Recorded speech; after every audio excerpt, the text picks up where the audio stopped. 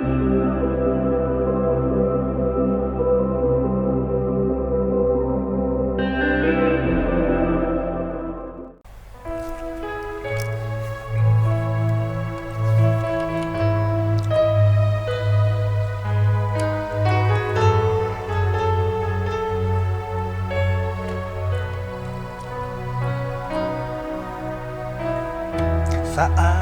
ku berada dalam kesesakan,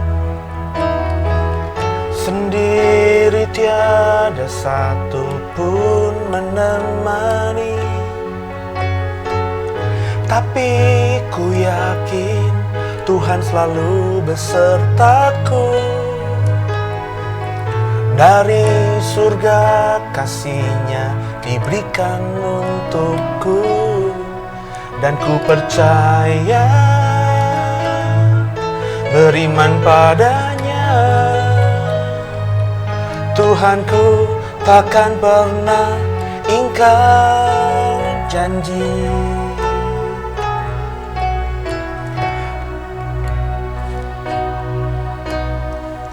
Saat ku berada dalam kesesakan, sendiri tiada satu pun menemani. Tapi ku yakin Tuhan selalu besertaku. Dari surga kasih-Nya diberikan untukku, dan ku percaya, beriman padanya. Tuhanku takkan pernah ingkar janji.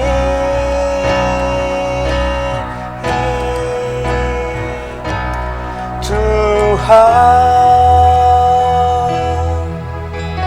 peganglah erat genggaman tanganku.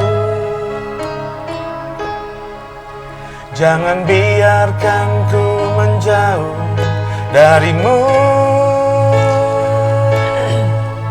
Peluk eratku dalam dekapan-Mu. I really need You forever. I just want to be with You.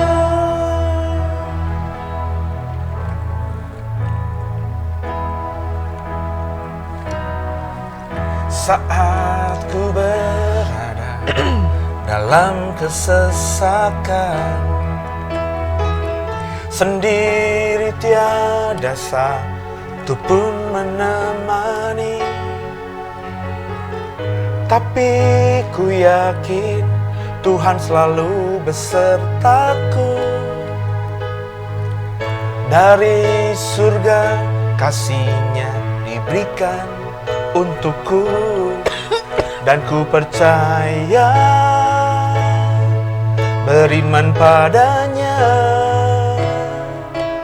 Tuhanku takkan pernah ingkar janji.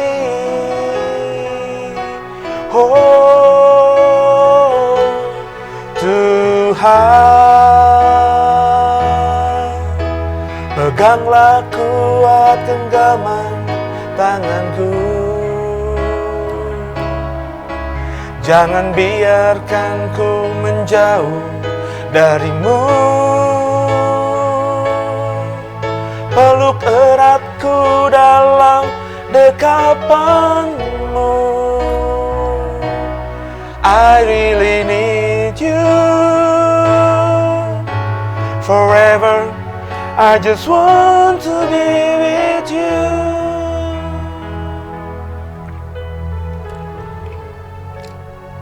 Mungkin semua nggak tahu lagu siapa nih. Ini lagu yang saya ciptakan sendiri, saudara. Gini-gini punya banyak lagu, saudara. Ya. Sombong boleh dong? Nggak boleh ya? Daripada kamu main keyboard tapi nggak punya lagu, mendingan kayak aku nggak bisa main musik tapi punya lagu. Tapi menarik sih ya, Sylvie selalu bilang sama saya, oh lu nyiptain lagu tuh kalau lagi punya pergumulan gitu, punya beban berat. Tapi emang bener sih, saudara. ketika hidup lagi fine-fine tuh, ya bisa sih, saya ada beberapa lagu yang saya ciptain lagi situasi fine-fine aja, tapi saya sendiri kurang dapet soul-nya gitu.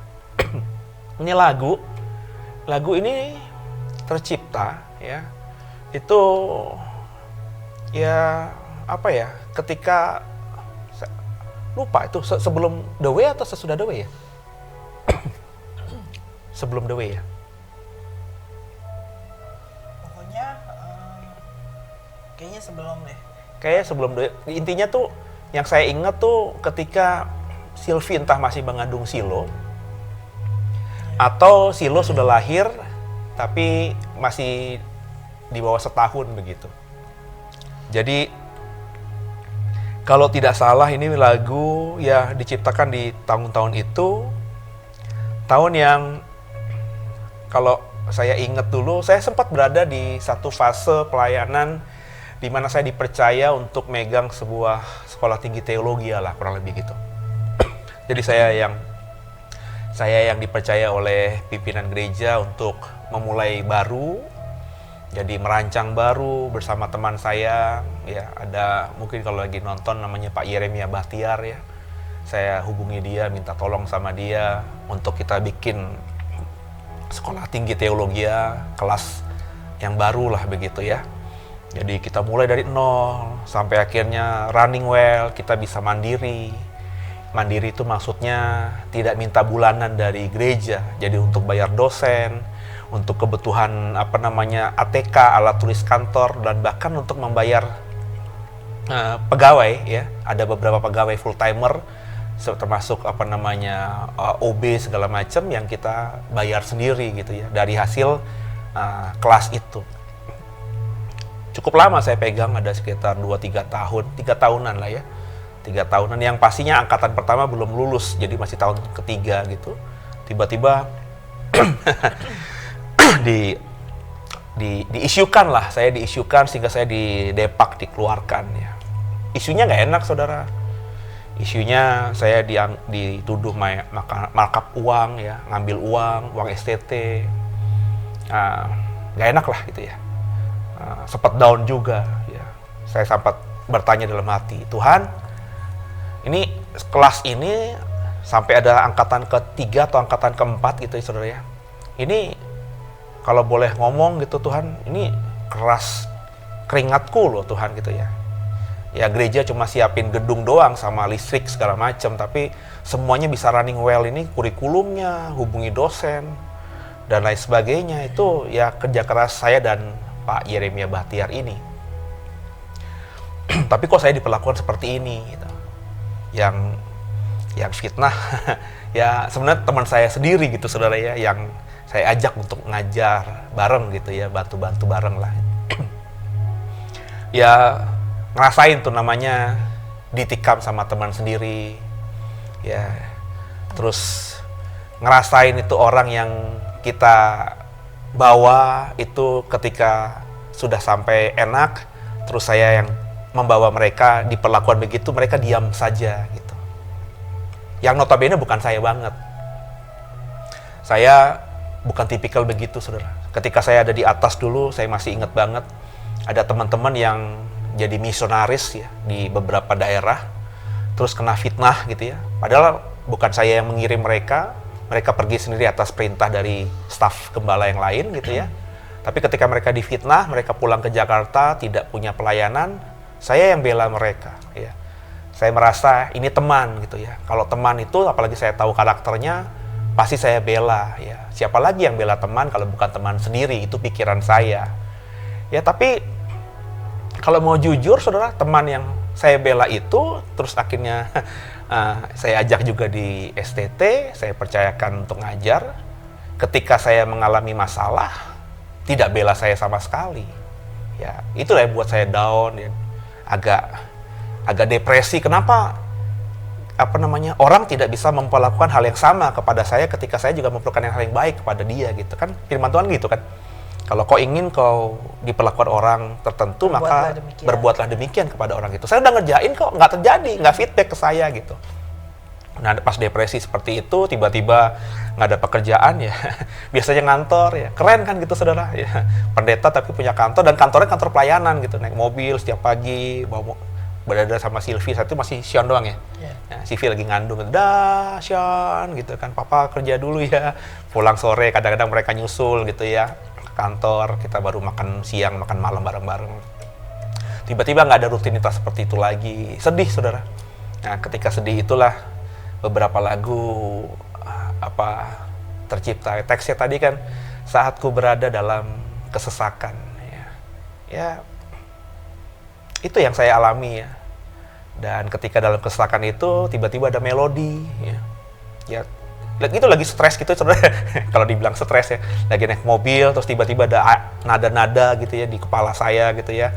Terus bingung mau ngapain nih, nada kok ngiang-ngiang mulu, nadanya sama terus gitu, bahkan semakin lengkap. Nggak tahu, nggak ada yang ngajarin saudara, Silvi juga nggak ngajarin gitu ya. Tiba-tiba saya juga kan boleh tanya Silvi, termasuk yang gaptek sama handphone kan ya. Terus saya ambil handphone, terus saya tanya, Yang, kalau ngerekam suara gimana? Saya coba ngomong gitu, terus diajarin sama dia. Terus ketika nada itu ada lagi di kepala, saya cuma bergumam na gitu ya. Sampai akhirnya saya dapat lagunya utuh, nadanya utuh. Terus saya doa sama Tuhan, nih nadanya enak nih Tuhan. Akhirnya gimana? Saya kan nggak punya pengalaman. Terus Tuhan kasih kata-kata lewat hati saya tulis, udah jadi gitu ya. Terus saya panggil, sini, main keyboard. Terus saya kasihnya lagunya. Gue mau nyanyi begini, nadanya gimana? Terus dia mainin alat musik. Ada beberapa lagu ya. Tadinya bingung ya. Pertama suara saya jelek. Terus siapa juga yang mau pakai lagu saya, penyanyi rohani mana yang mau pakai lagu saya, orang saya nggak terkenal sebagai penyanyi gitu ya. Bingung, ya udahlah untuk konsumsi sendiri. Nggak ngerti apa-apa tuh, nggak ngerti apa-apa. Ya pikir nanti lah sama Silvi, kalau ada acara keluarga atau ada kesaksian kita boleh nyanyi lagu sendiri sambil doa, nanti kalau ada berkat bisa bikin album gitu ya. Tapi Tuhan punya rencana lain ya. Tiba-tiba misalnya kami harus keluar dari komunitas gereja itu dan mengembalakan sebuah gereja. Ada banyak lagu, termasuk lagu Perjamuan Kudus yang dinyanyikan di gereja yang kami gembalakan, saudara, itu lagu yang juga saya ciptakan. Tadi nggak ngerti buat apa nih lagu nih ya. Kan nggak mungkin lagu itu saya promosikan untuk nyanyikan di sebuah gereja atau di gereja lama saya gitu kan. Padahal di gereja lama saya udah ada lagu yang ada lagu khusus buat perjamuan yang diciptakan oleh tim di sana juga gitu ya. Dan saya bukan terkenal pemain musik, jadi siapa lo gitu, lo khotbah oke, tapi kalau bikin lagu entar dulu lah gitu ya. Jadi dulu nggak kepikiran gitu ya, maksudnya kok pas aku lagi hamil, kamu tahu bisa ciptain beberapa lagu. Tapi setelah lewati beberapa tahun ini, dan akhirnya kepake gitu kan. Oh ternyata Tuhan tuh suruh untuk dipakai sekarang ini gitu. Ya bukan juga kepake sih, tapi itu menyalurkan mungkin ya tadi ya. Makanya saudara, kalau kita sedang ada masalah, itu jangan dipendam. Saya juga nggak tahu loh, beneran, saya nggak musikalitas saya tuh nggak ada. Saya nggak bisa main alat musik. Dulu pengen ya, ketika gitar nggak bisa. Jangan ngomong gitu. Dulu ketika mau pelayanan nih, udah mau lulus STT, sebelum niat nikah sama Silvi, saya udah bilang sama orang tua, ibu saya masih hidup, boleh cek saudara. Bu, aku mau jadi pendeta ya nanti di Kalimantan. Supaya ini beliin keyboard bu, aku mau belajar les keyboard. Saya les keyboard itu hanya bertahan 2 bulan karena jari saya kemana-mana. Nggak bisa gitu ya. Waduh, main keyboard kan hal yang gampang gitu kan. Ada teman-teman bilang lebih gampang daripada yang lainnya, hanya pokoknya bisa lah gitu ya. Terus saya juga punya teman yang kalau cara ngomongnya itu mungkin IQ-nya di bawah saya, tapi main 2 bulan 3 bulan jago gitu. Nah saya pikir saya juga bisa, tapi saya nggak bisa. Nggak kepikiran nyiptain lagu, nggak kepikiran punya lagu. Tapi tadi ketika ada problematika, ada pergumulan pribadi, terus saya nggak tahan-tahan, saya ekspresikan gitu aja. Terus ketika Tuhan taruhkan itu karunia lah, kalau mau dibilang karunia atau gift lah gitu ya, saya nggak tolak gitu saudara. Saya nggak bilang sama Tuhan, udahlah, ini nada asal-asalan aja lah. Nggak, saya buahi. Saya cari cara gimana caranya, akhirnya ya tadi sudah ketemu nadanya karena punya istri yang bisa main musik ya. nada dasarnya dapet lah gitu ya. Jadi bisa dimainkan sama tim musik di gereja, atau kalau saudara nanti diberkati lewat lagu ini mau nyanyikan di gerejamu juga boleh loh ya. Ya nggak ada copyright lah ya sama saya lah. Ini karena lagu juga dapatnya gratis dari Tuhan dan tidak diniati untuk dikomersilkan juga. Jadi hanya jadi berkat aja gitu ya. Saya bersaksi aja.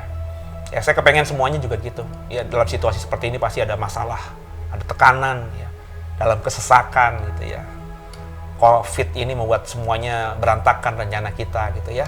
Jadi tetap bilang sama Tuhan, jangan tinggalkan kita ya. Pegang Tuhan. Jadi nadanya tadi, kalimatnya tadi, jangan lepaskan genggaman erat tanganku ini, pegang terus Tuhan, dekapku dengan kasih-Mu ya. Jadi ketika kita dekat dengan Tuhan, terus berpegang sama Tuhan, pasti diberkati gitu ya. Ya situasi-situasi seperti itu ya. Jadi apa ya, terus berjalan bersama dengan Tuhan ya. Pegang erat Tuhan. Pegang erat Tuhan terus ya. Tuhan nggak mungkin tinggalkan kita atau lepaskan kita kalau kita terus pegang Tuhan. Kita nyanyi sekali lagi. Yuk. Nanti saudara boleh ikutin ya. Nanti mungkin di kolom deskripsinya ada teksnya saya berikan. Saat ku berada dalam kesesakan, sendiri tiada satu pun menemani, tapi ku yakin Tuhan selalu besertaku. Dari surga kasih-Nya diberikan untukku, dan ku percaya, beriman padanya. Tuhanku takkan pernah ingkar janji.